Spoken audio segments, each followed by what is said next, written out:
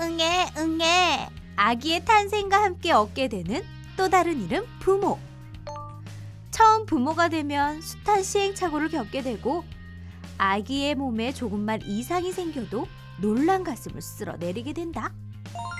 그 가운데서도 특히 남자아이를 둔 초보 엄마 아빠들을 깜짝깜짝 놀라게 하는 비뇨기 질환이 있으니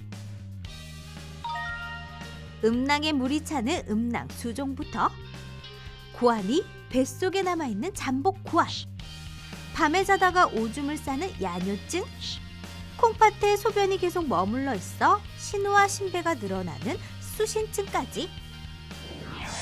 건강 A to G, 이번 시간에는 남자아이를 둔 엄마 아빠들이 꼭 알아둬야 할 소아 비뇨기 질환에 대해 알아보자.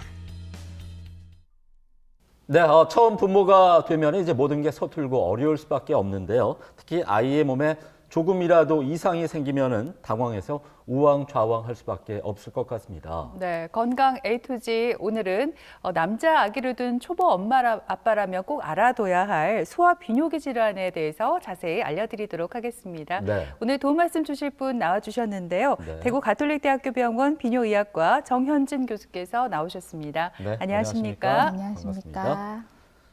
흔히 이제 남자 아기를 키우는 부모님들 가운데 이런 경험을 해보신 분들 꽤 많이 계실 것 같습니다. 아기를 목욕시키거나 기저귀를 갈아주다가 아기의 음낭이 풍선처럼 커졌다 작아졌다를 반복해서 놀란 가슴을 쓸어내리는 경우 종종 있지 않을까 싶은데 교수님, 이런 일이 꽤 많이 있다면서요? 어떻습니까?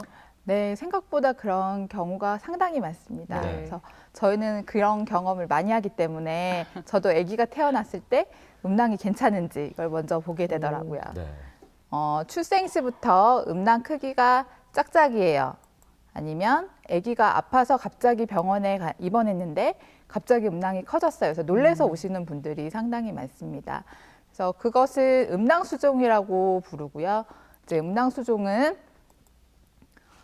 정상적으로 고환이 이 뱃속에 있다가 아기가 커가면서 이제 밑으로 내려오게 됩니다. 그때 초막돌기라고 해서 복막의 일부가 같이 내려오다가 이것이 고환에 싸게 되고요. 이제 고환 위쪽에 있는 초막돌기는 막혀야지 정상입니다. 이것이 막히지 않고 여기를 통해서 물이 왔다 갔다 하면은 음낭수종, 이 길을 통해서 장이나 아니면 장 구조물이 왔다 갔다 할 경우에 탈장이라고 얘기를 합니다. 어떻게 얘기하면 음낭수종과 탈장은 생기는 기전 자체는 같습니다. 생기는 기전 자체가 같지만 물이 왔다 갔다 하는지, 장이 왔다 갔다 하는지에 따라서 진단이 달라지게 되고 치료법도 달라지게 됩니다. 그리고 정삭수종이라고 해서 위아래는 막혀 있고 이 정상 옆에 물만 고여 있는 것도 음낭수종의 일종이면서 음낭수종과 같이 치료를 합니다. 저도 32개월 된 이 남자 아기를 둔 아빠잖아요. 지금도 초보지만 더 초보일 때는 교수님, 제가 뭐 남자 아기에게 발생할 수 있는 이 비뇨기 질환을 몰라서 병원을 들락날락했던 이런 경험들이 생각이 나거든요. 네. 그런데 이 음낭수종의 경우에는 자가 진단을 하기보다는 일단 병원 가서 정확한 진단을 받아봐야 될 것 같아요. 그런데 네. 제가 듣기로는 돌 전까지는 음낭수종을 그냥 지켜봐도 된다고 들었거든요. 네, 그렇습니다. 음낭수종은 진단하는 법은 전문가의 진찰을 받으면 좋기는 하지만 집에서도 간단하게 해볼 수 있는 방법이 있습니다. 바로 빛투과법이라고 해서 이렇게 커져 있는 음낭에 불빛을 비춰보면, 집에서는 아마도 뭐 휴대폰 후레쉬를 이용을 할 수 있을 것 같습니다. 그래서 빛을 투과시켜 봐서 이렇게 오른쪽 그림과 같이 빛이 투명하게 투과가 되면 안에 물이 차 있는 거거든요. 그래서 음낭수종이라고 진단을 할 수가 있고, 만약에 빛이 투과하지 않는다면 탈장이라든지 아니면 소아도 고환의 종양 같은 것이 생길 수가 있습니다. 그래서 그런 고환 종양을 의심을 해볼 수가 있어서 만약에 빛이 투과하지 않는다면 빨리 전문가의 진찰을 받는 것이 중요할 것 같고요. 다음으로 초음파 검사를 해볼 수가 있습니다.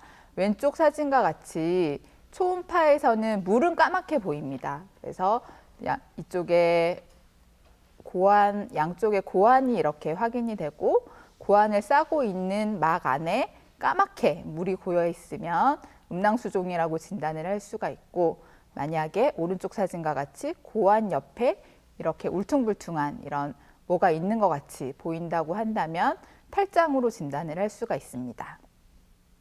음낭수종의 치료는 아까 철원 씨 말씀대로 1, 2세까지는 기다려 볼 수가 있습니다. 왜냐하면 아까 초막 돌기가 저절로 막히면 음낭수종이 사라지기 때문에 1, 2세까지는 저절로 기다려 볼 수는 있지만 2세 이후에는 저절로 호전될 가능성이 낮습니다. 그래서 수술적 치료가 필요하게 되고 음낭에 물이 차 있다고 해서 음낭 쪽으로 접근을 하진 않습니다. 음낭 쪽에서 물만 뺄 경우에는 아까 초막돌기가 열려 있어서 그쪽에서 물이 계속 내려올 수 있어서 이렇게 사진과 같이 위쪽을 열고 들어가서 결찰수를 하게 되고 저는 보통 녹는 실로 꼬매줍니다. 그래서 상처 부위는 녹는 실로 봉합을 하고 그 위에 인체에 무해한 본드를 칠해줘서 수술 후에 소독도 안 해도 되고 상처 소독도 안 해도 되고 실밥을 안 뽑아도 되고 그다음에 간단한 샤워도 가능합니다. 네, 생각보다 네. 수술이 간편해졌다는 생각이 듭니다. 그렇습니다. 그런가 하면은 남자 아기의 3에서 5%가 앓게 되는 그 질환이 있다고 합니다. 바로 네. 잠복고환인데, 선생님 미숙아로 태어난 아이들의 3분의 1에서 이런 질환이 발생한다고요? 네, 잠복고환도 상당히 많은 질환 중에 하나입니다. 병원에 오는 경우에는 보통 고환이 안 만져져요. 고환이 오르락내리락 해요. 또는 고환이 작아요. 이렇게 얘기를 하면서 병원을 오게 되는데요. 정상적으로 고환은 음낭 아래쪽에 위치를 하고 있어야 되지만 음낭에 위치하지 않고 음낭보다 위쪽에 있는 경우를 잠복고환이라고 얘기를 합니다.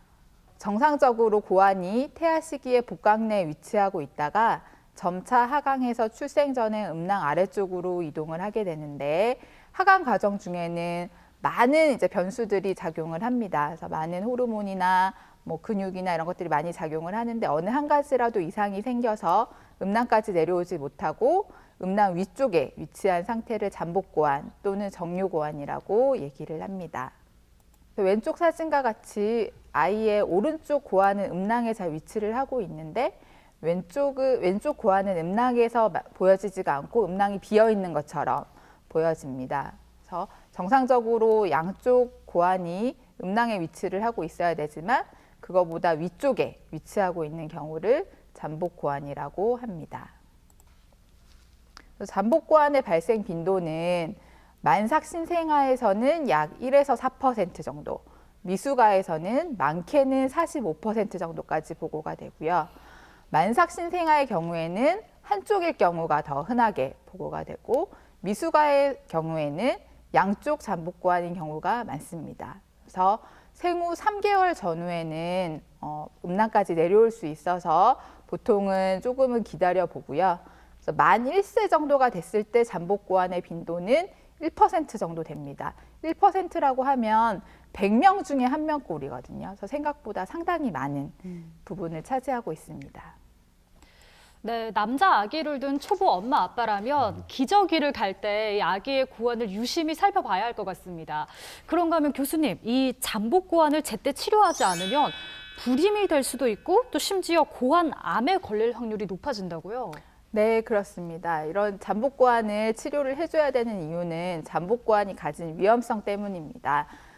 고환이 음낭에 위치하고 있는 이유는 우리의 정상 체온보다 낮게 고환이 온도를 낮게 유지하려고 하는 건데 고환이 위쪽에 있을 경우에는 온도의 영향을 받게 됩니다. 그래서 온도의 영향을 받으면 정자 형성에 문제가 생기면서 이로 인해서 불임이 발생을 할 수가 있고 고환암 발생 가능성은 정상 아이에 비해서 약 40배 정도 높습니다.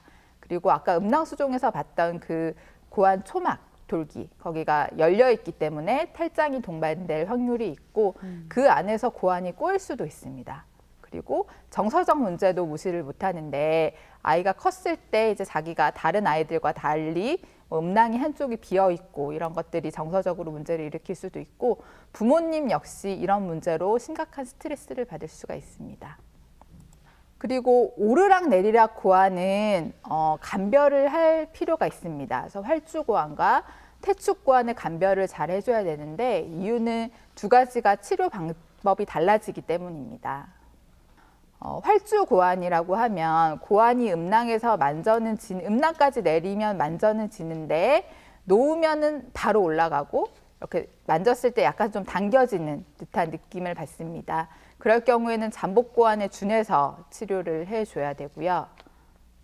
퇴축고환이라고 하면 고환이 음낭에 내려와서 위치는 하고 있다가 아까 활주고환에 비해서 위치하고 있는 시간이 조금 더 깁니다. 이런 허벅지 안쪽을 긁는 자극을 주면 고환이 올라가게 됩니다. 평소에는 두 가지 모두 다 이제 고환이 잘 안 만져진다, 아니면 오르락 내리락 한다고 할 수 있지만 치료가 다르기 때문에 잘 감별을 해줘야 되고요. 이런 퇴축고환의 경우에는 고환 손상의 증거가 없다면, 즉 고환 크기가 괜찮다면 주기적으로 진찰을 합니다. 그래서 보통은 6개월에서 12개월 사이마다 진찰을 하게 됩니다. 네, 이렇게 잠복고환의 진단까지 한번 알아봤는데요. 그럼 계속해서 오해와 진실을 통해서 잠복고환의 치료 시기에 관한 궁금증을 알기 쉽게 풀어보겠습니다.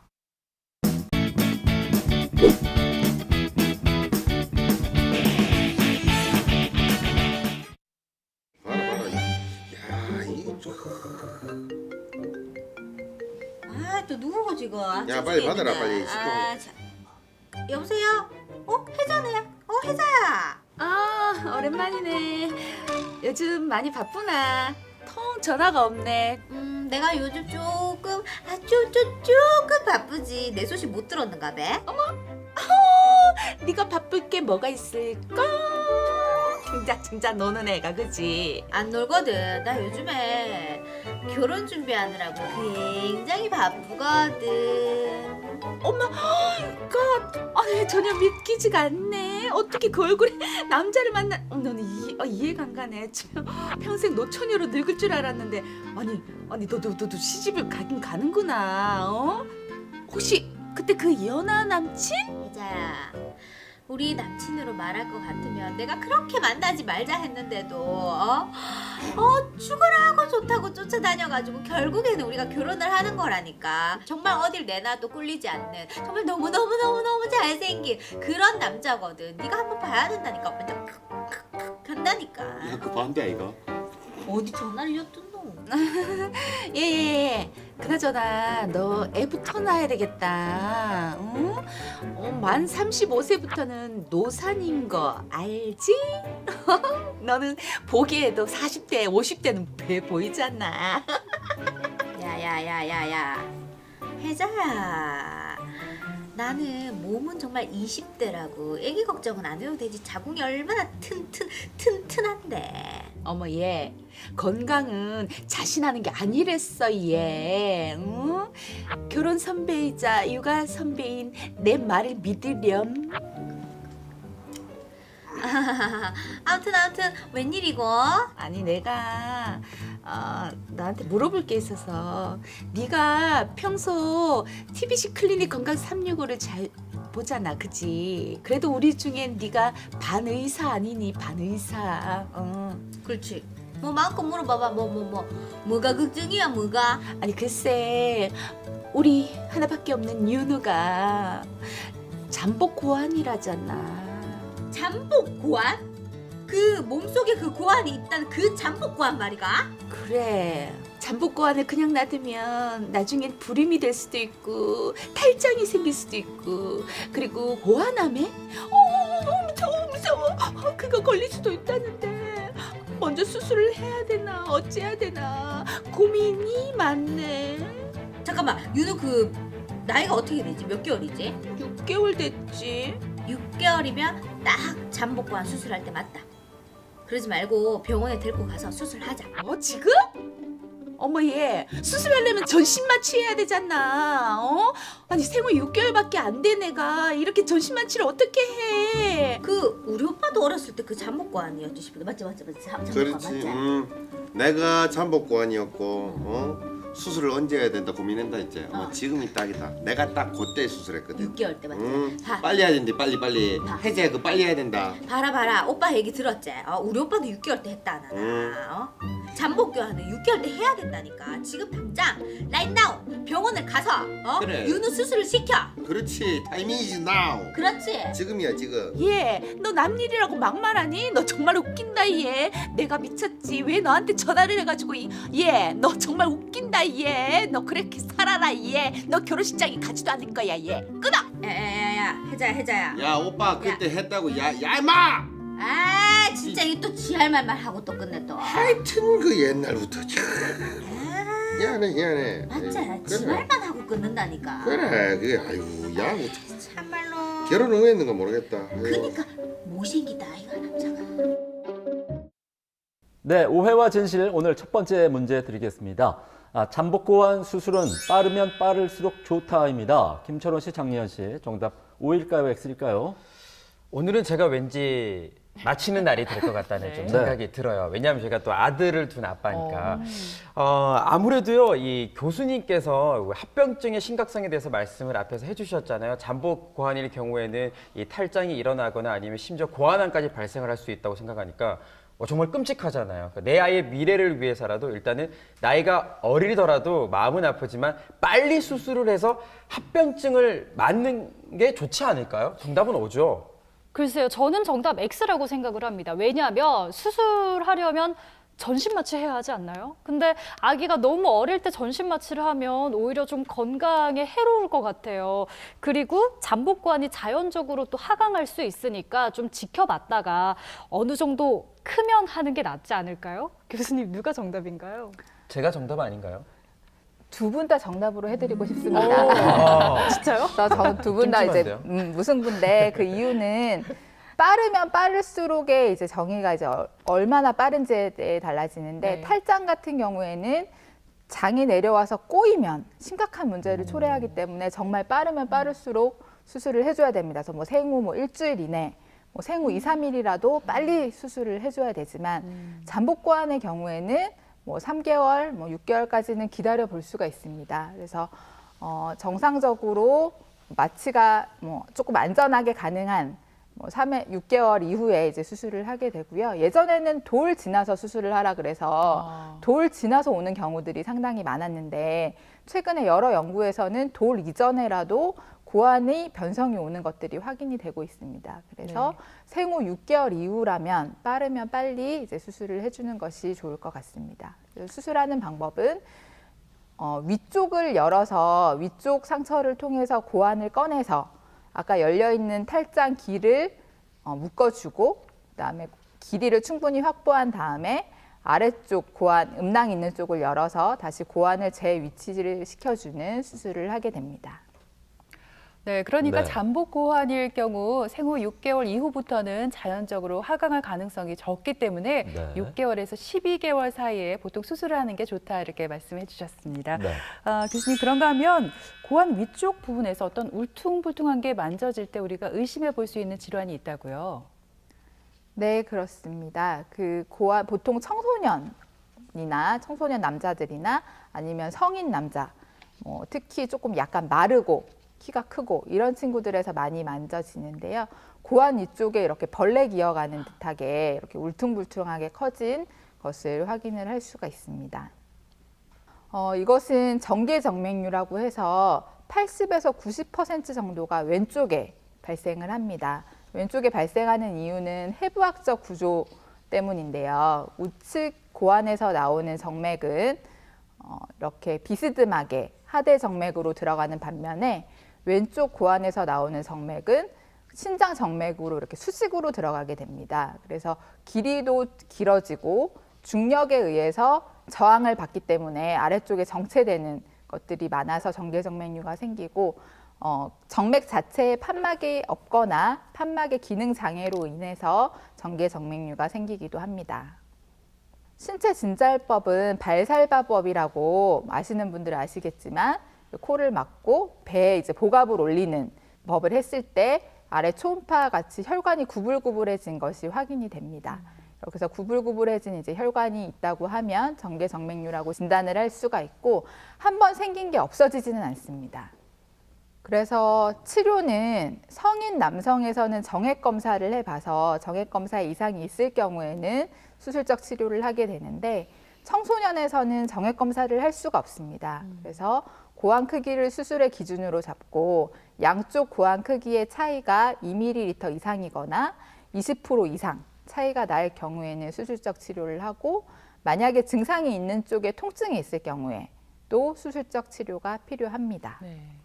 예전 어르신들이 하신 말씀이 기억나요. 옛날 옛적에는 아이들이 이제 오줌을 싸면 아침에 일어나서 이제 마을을 돌아다니면서 키를 쓰고 소금을 얻어오게끔 했잖아요. 네. 근데 이제는 시대가 많이 변했잖아요. 교수님, 요즘에는 단지 그냥 오줌 싸개로 보는 게 아니라 이 야뇨증이라는 질환으로 인식된다고 들었어요. 네, 뭐 아이를 안 가지신 분들은 좀 약간 생소하게 느낄 수도 있겠지만 밤에 소변을 못 가리는 것도 질병 중에 하나입니다. 그래서 야뇨증이라고 하면 우리가 보통 방광이 완성되는 시기가 한 4세 정도로 봅니다. 그래서 4세 이전에 증상이 있다고 해서 치료를 하지는 않고 적어도 5세까지는 기다려 봅니다. 그래서 야뇨증은 5세 이상의 연령에서 1개월에 1, 2회 이상 또는 10대 이상의 연령에서는 1개월에 한 번 이상이라도 수면 중에 소변을 지리면 야뇨증이라고 진단을 하게 되고요. 빈도는 한 5세 이상 연령 아이들 중에 약 15% 정도에서 야뇨증을 경험을 하게 됩니다. 야뇨증 아이의 경우 빈뇨, 절박뇨, 요실금 같은 주간 배뇨 증상의 동반 여부를 확인하는 것이 중요합니다. 네, 그렇다면 우리 아이들에게 야뇨증이 나타나는 원인은 무엇인지 궁금해지는데요. 네. 아무래도 심리적으로 불안하거나 스트레스를 많이 받아서 그렇지 않을까 궁금하고요. 또 엄마 아빠가 어렸을 때 야뇨증을 알았다면은 우리 자녀 역시 야뇨증으로 고생할 확률이 높다면서요? 어떻습니까? 네, 잘 알고 계십니다. 그 야뇨증의 원인은 뭐 여러 가지 복합적인 요인이 작용을 하지만 크게 3가지로 나눌 수가 있습니다. 그래서 야간 단뇨증, 수면 중 각성 장애, 방광의 기능 장애, 이것을 야뇨증의 3대 원인이라고 얘기를 하고, 우리가 보통 밤 동안에 잠을 자게 되면 소변을 안 보는 것이 정상이잖아요. 네. 그것은 수면 중에 항이뇨 호르몬이 분비를 해서 소변을 농축시키기 때문입니다. 그래서 아침에 농축된 소변을 보게 되는데, 이런 야뇨증 친구들은 수면 중에 항이뇨 호르몬 분비가 감소를 해서 소변이 농축되지가 않기 때문에 소변 양이 증가하게 되고, 수면 중에 보통 정상의 경우에는 소변이 마려우면 깨서 화장실을 가게 되죠. 네. 이 친구들은 이런 깨는 정도에 대한 각성에 대한 한계치가 더 높아져 있기 때문에 깨지 못하고 소변을 지리게 됩니다. 그리고 방광 용적 자체가 줄어들어 있을 수도 있고, 정상적으로는 방광이 차는 동안에는 방광 근육의 활동이 없다가 소변이 마렵다는 신호가 오면 방광이 수축해서 소변을 보게 되는데, 이런 배뇨근 과다 활동이 있는 친구들은 방광이 차는 동안에도 방광이 자기 멋대로 수축을 하기 때문에 이럴 때 소변이 찔끔찔끔 나올 수가 있습니다. 또한 유전적인 요인도 많이 작용을 합니다. 그래서 엄마 아빠 중에 한쪽 부모가 야뇨증이 있었을 경우에는 자녀에서는 약 한 44% 정도, 부모 모두 야뇨증이 있을 경우에는 77% 정도가 야뇨증을 경험을 하게 되고, 정신심리적 요인도 많이 작용을 합니다. 그래서 정신심리적 문제가 공존하기도 하고, 이로 인해서 야뇨증이 악화되기도 합니다. 주의력 결핍 과잉 행동 장애가 있는 아동들은 정상 아동에 비해서 약 2.7배 정도 야뇨증이 더 빈번하게 발생을 합니다. 네, 네. 야뇨증의 주요 원인까지 한번 살펴봤습니다. 네. 이번에는 오해와 진실을 통해서 야뇨증 치료에 관한 궁금증을 하나 더 풀어보겠습니다. 네.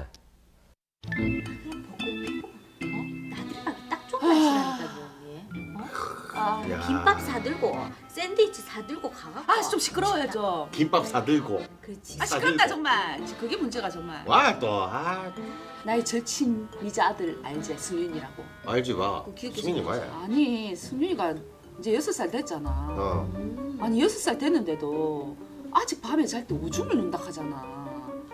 아니 그 심각한 거 아이가? 그래 미자가 지금 고민이 많다.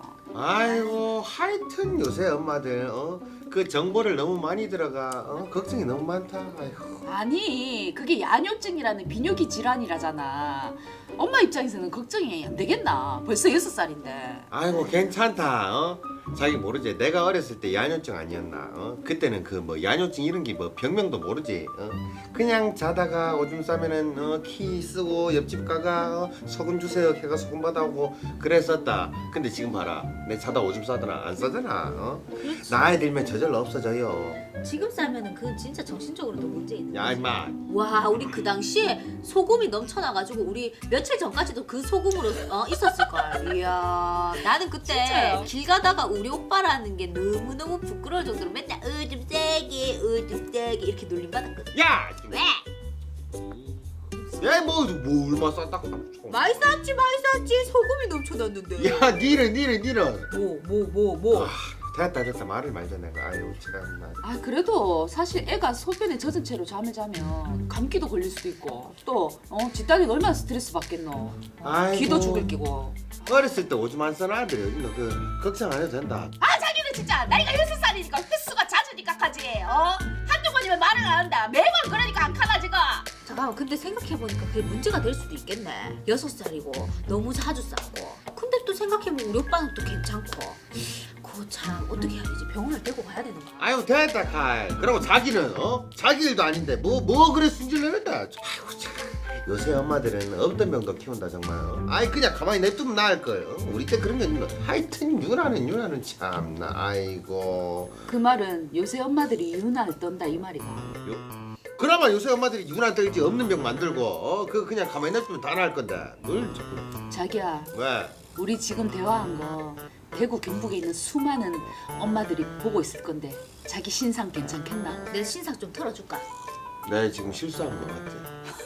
대실수했다. 대실수. 사과해라. 공개 사과해라. 쏘리. 본심이 아니에요. 그래. 알면서. 근데 어렸을 때 엄마가 병원 안 데리고 갔나 오빠? 병원이 어딨나? 그런 거 없었지. 안 갔지.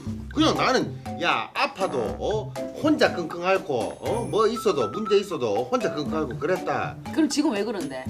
지금 뭐가? 유난 떨잖아. 어렸을 때부터 적해석하지. 어렸을 때. 내가 그런 이유 모르겠나 자기야. 모르겠는데. 우혜화 씨의 두 번째 질문입니다. 네. 야뇨증은 대부분 나이가 들면 저절로 없어진답니다. 네. 이 문제 철원 씨가 잘할 것 같은데 네. 두 분 과연 정답이 뜨끔하네요. 올까요, X일까요? 네, 제가 먼저 정답 말할게요. 정답은 O, 저절로 없어진답니다. 근데 다들 여기 계신 분들 어릴 때 이불에 지도 그려보신 경험 다 있지 않나요? 철원 씨 있으시죠? 저는 커서도 한 번 있는데 말할 수 없는 비밀이 있어요. 그렇구나. 네. 비밀로 지켜둘게요. 저 같은 경우는 초등학생 전에 이불에 지도를 꽤 그렸었는데요.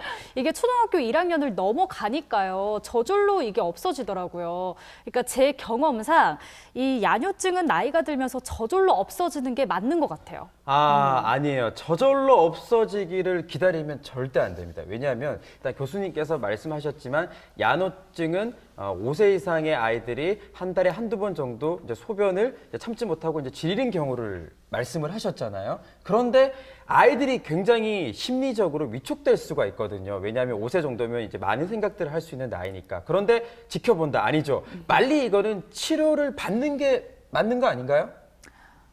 이번 문제 역시 두 분이 무승부입니다. 네.